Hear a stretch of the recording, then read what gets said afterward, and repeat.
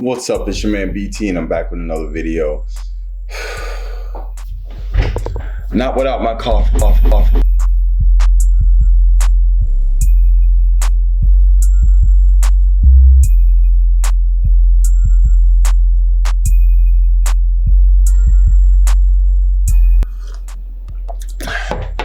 What's up, you guys? It's your man BT and I'm back with another video. Being a content creator with a full-time job is tough, man. You know, it requires you to work a lot of hours.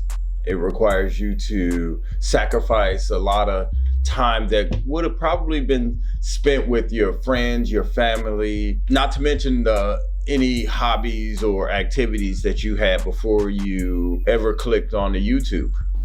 But if your goal is to become a full-time creator, truly step into your purpose, you have to make sacrifices to create content, because content is king, right?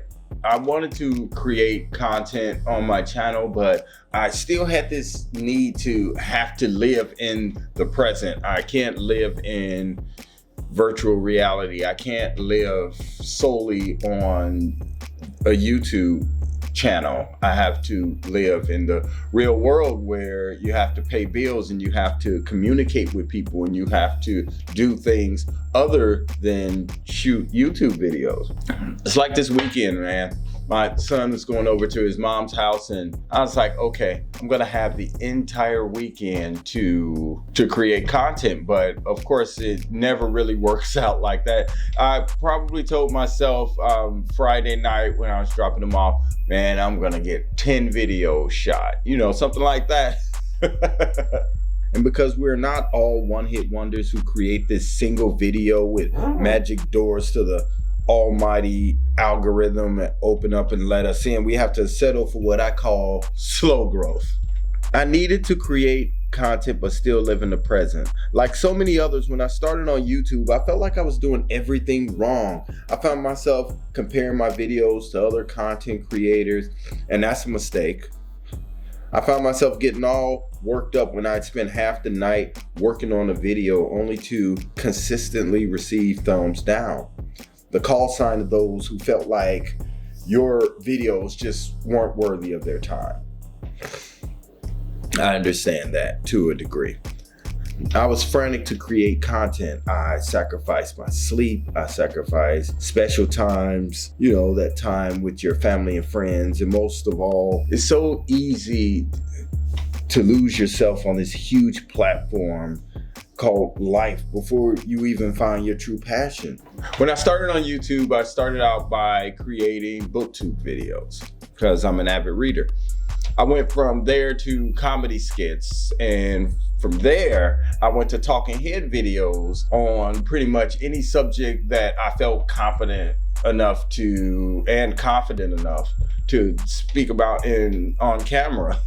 I'm not certain at what point along this journey I realized this, but finally I realized that my niche was not giving my thoughts on books or movies or cooking or anything else. At some point I realized that I was my niche and that my success would only come organically just by being me, just by being BT.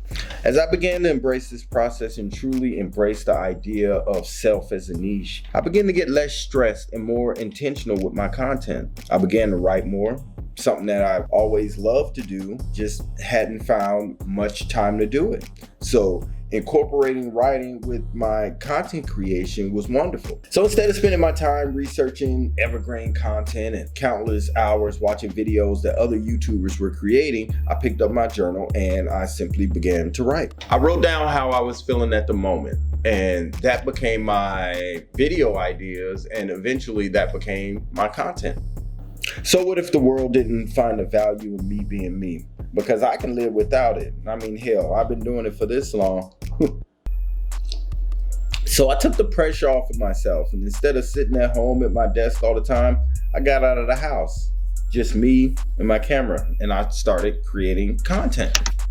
I didn't want my content creation to be me just sitting at home with my computer with a bunch of notes and Post-its all around. I wanted to get out and film some of the content that was around me. I realized that content didn't have to be me sitting in this place behind this desk, that I could get out into the world and take me out into the world and create more content, more creative content, because I'm out in the world in the content.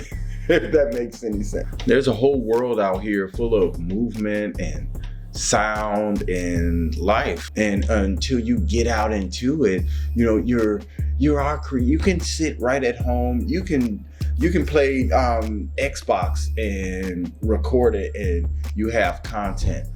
But that's just not what I wanted to create. I wanted to create content that I want to look at, that if no one watched my channel but me, I could sit there, listen to my voice, even when my sinuses are jacked up. I could listen to my voice and